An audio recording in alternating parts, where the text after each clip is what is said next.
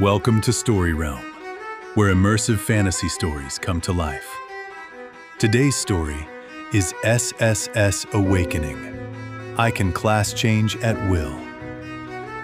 In a world where everyone is bound to a single class, he is the only one who can change his class at will. With limitless potential and unstoppable power, he's about to break the rules of the entire system. Let's begin.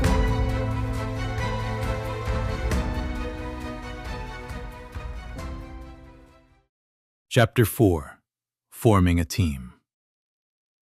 After understanding his situation, Moon felt a weight lift from his chest. The crushing pressure that had been suffocating him since the ceremony began to ease. In fact, the recent events had sprouted something important in his mind. Even the person he had trusted most, the one he'd wanted to spend the rest of his life with, had abandoned him at his lowest point. The lesson was clear and brutal. He couldn't afford to trust anyone easily anymore. Thinking back about their relationship, he was the one who had tried the most. She never really tried to do much, whether it was emotional or physical support. This ordeal had shown him who would stand by his side when things went wrong, and the answer was clear. No one would. He would remember that. Moon turned back to glance at the girl who had invited him earlier, but stopped short. She'd already gathered 2 other awakeners, a small group forming around her with surprising speed. She's good, Moon thought. Making connections wasn't exactly easy, especially in a place like this where everyone was sizing each other up. Yet she'd managed to assemble a whole team in the few minutes he'd been distracted. He walked over to join them. The girl's face lit up when she saw him approaching. "You're done? Perfect timing. I found 2 more people." She gestured excitedly to the others. "We should introduce ourselves properly. I'm Celine." "Moon," he said simply. The larger of the 2 newcomers spoke next. He had a broad build, thick shoulders, and was quite tall.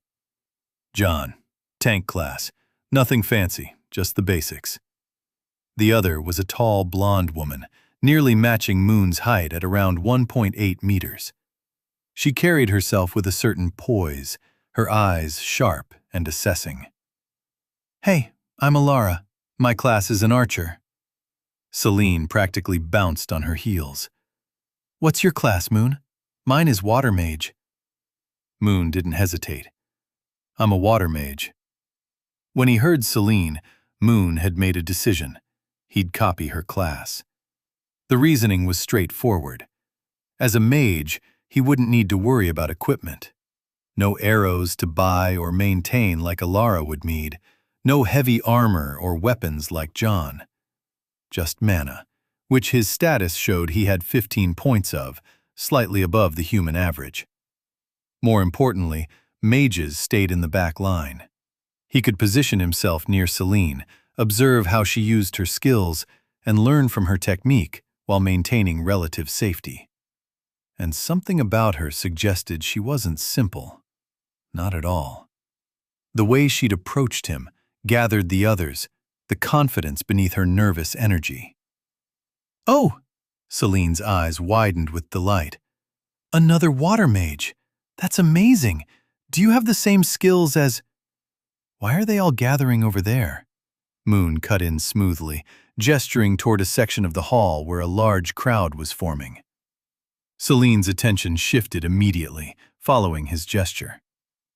"Oh, that's the guild area. New awakeners can try their luck getting into a guild early.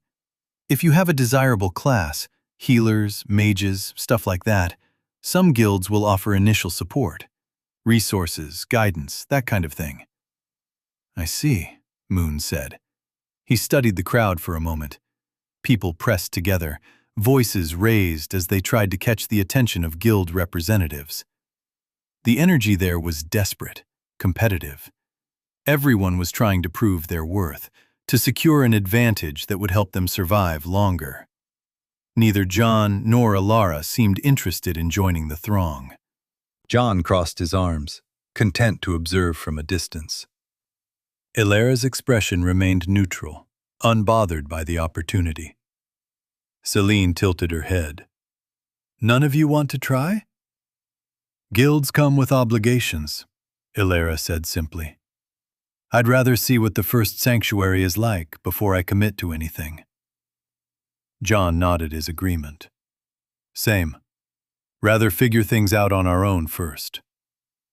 Moon said nothing, but internally he agreed completely.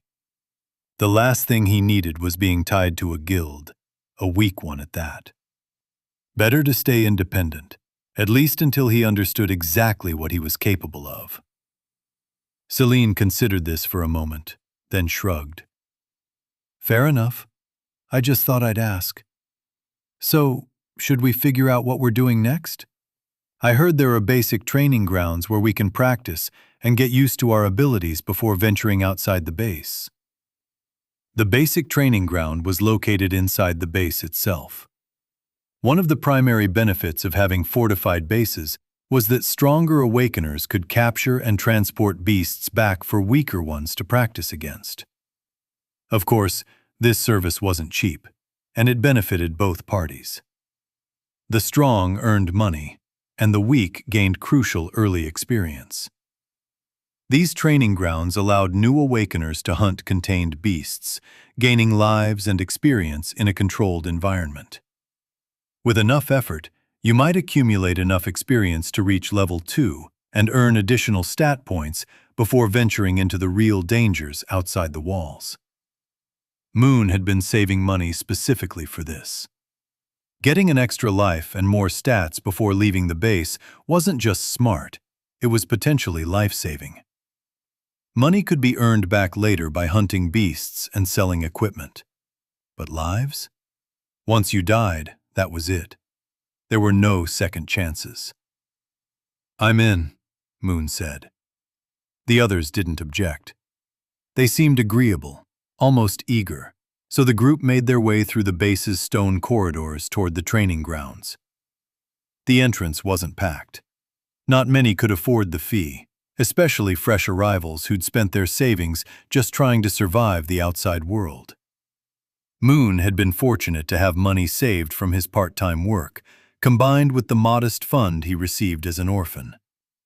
Even so, he'd barely managed to scrape together enough. An awakener stood at the entrance, an older man with scarred forearms and the confidence of someone who'd survived the first sanctuary long enough to make it a career. He looked up as they approached. $10,000 per person to enter. Celine pulled out her card without hesitation, practically bouncing with excitement. John and Ilara followed suit, their movements calm and unbothered. For them, the fee was clearly a minor expense. Moon felt his stomach tighten. Even though he'd prepared himself mentally for this moment, watching the others pay so casually made the weight of it real. With this $10,000 spent, he'd have only $1,000 left in his savings. $1,000 to his name in both worlds. He pulled out his card, then scanned it. The machine beeped, and the transaction went through. The man gestured for them to enter. "Training Ground 3 is available. You'll find contained beasts at levels 1 to 3. Start with the weakest and work your way up. You have 2 hours. Moon stepped through the entrance, his mind already calculating. He needed to use every second of these 2 hours to his full advantage. He needed to get strong enough to earn money hunting outside with the group. Otherwise, with only $1,000 left and no job to return to in his world, homelessness wasn't just a possibility. It was a certainty. Thank you for listening to SSS Awakening. I Can Class Change at Will by Risaliyah. This is only the beginning. With more than 388 chapters waiting, an epic journey is just unfolding. If you enjoyed the story, make sure to like, subscribe, and stay tuned for the next chapters on StoryRealm. We'll continue in the next video. See you there.